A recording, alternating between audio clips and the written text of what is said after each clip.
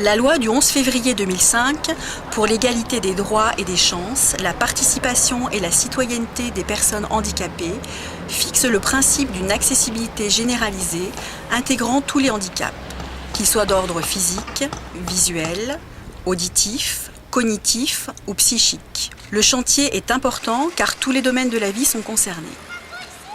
La loi prévoit notamment la mise en accessibilité d'ici 2015 du cadre bâti, de la voirie, des espaces publics et des transports et attribue donc de nouvelles obligations aux décideurs et acteurs de la construction. L'objectif fixé est donc la mise en accessibilité pour l'ensemble des personnes handicapées et à mobilité réduite, car la prise en compte des usagers vulnérables doit permettre d'améliorer la qualité d'usage pour tous.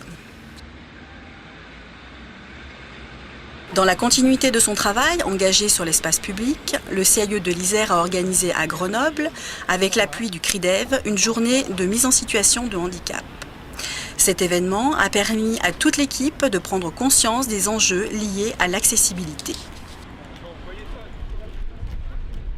À la suite de cette journée, le CIE est allé à la rencontre d'usagers, de professionnels et d'acteurs de l'espace public.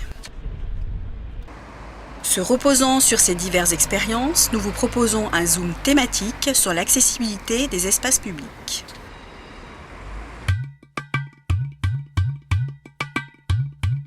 Les lois, elles sont intéressantes à un moment donné parce qu'elles obligent.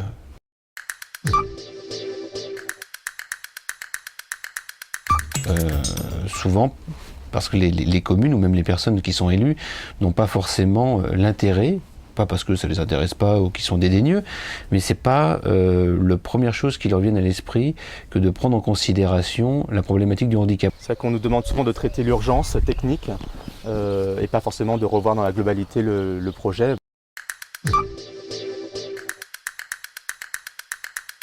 C'est vrai que cette échéance de 2015, du coup, elle accélère les choses, alors qu'on a peut-être besoin aussi d'avoir du temps pour faire un vrai projet. Moi, je pense qu'il ne faut pas se bloquer sur la date butoir, parce que les problématiques, elles seront toujours là après, donc il faut penser au-delà. Il faut que je sois autonome. Ça, c'est la première règle pour que je me sente bien.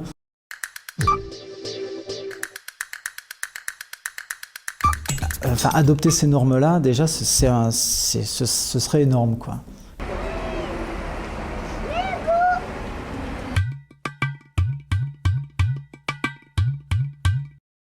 Sur l'espace public, je dirais qu'on fasse un espace public accessible ou inaccessible.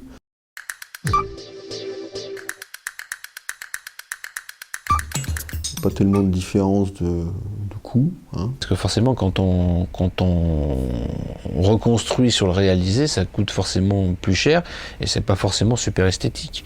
Moi, je pense qu'un des conseils qu'on pourrait donner, c'est effectivement, s'il y a urgence, mettre en place le dispositif nécessaire pour résoudre le problème, mais de la manière la plus simple possible et la moins onéreuse possible, pour pouvoir ensuite se garder le temps nécessaire à élaborer un projet plus global, répondant et intégrant cette contrainte.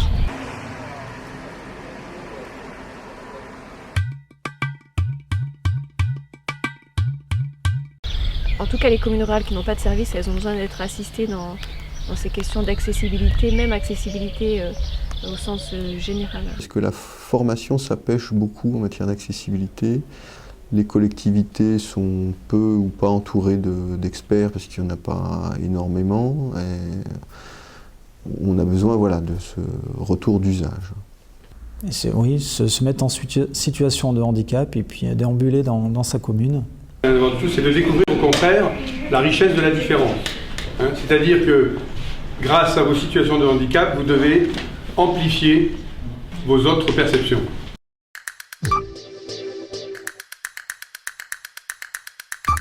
Et c'est ça qui est important, c'est de découvrir comment, malgré un handicap, on peut compenser un certain nombre de choses.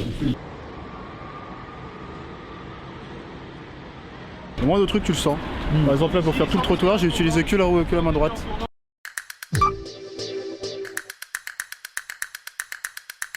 Tu sens pas quand tu marches, mais avec le truc, si tu te laisses aller, tu tombes sur la route.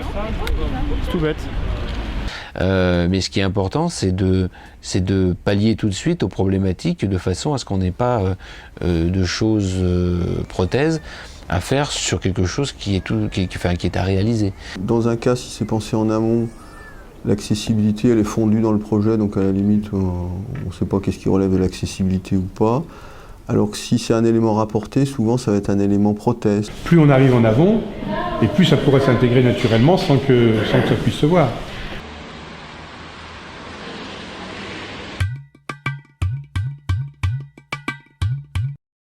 Le fait que de toute façon, dans un espace public, c'est un espace qui est complexe, qu'on doit gérer beaucoup d'usages différents, qu'on doit gérer beaucoup d'ambiances différentes aussi, parce qu'on ne veut pas proposer un espace forcément uniforme, en fait, ça dépend aussi de sa taille, etc.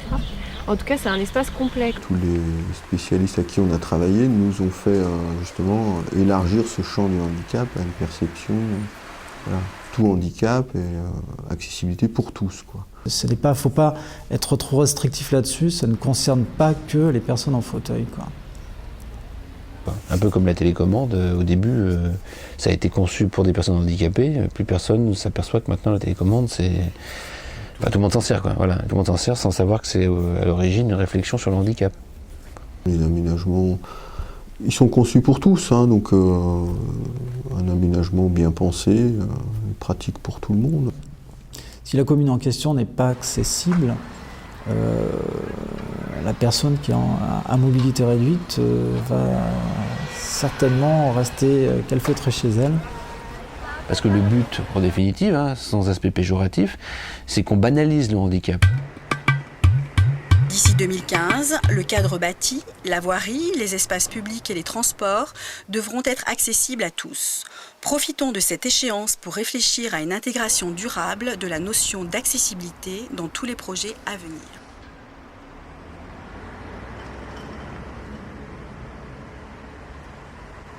Ce sera utile à tout le monde. Dans leur vieillesse, les élus se remercieront eux-mêmes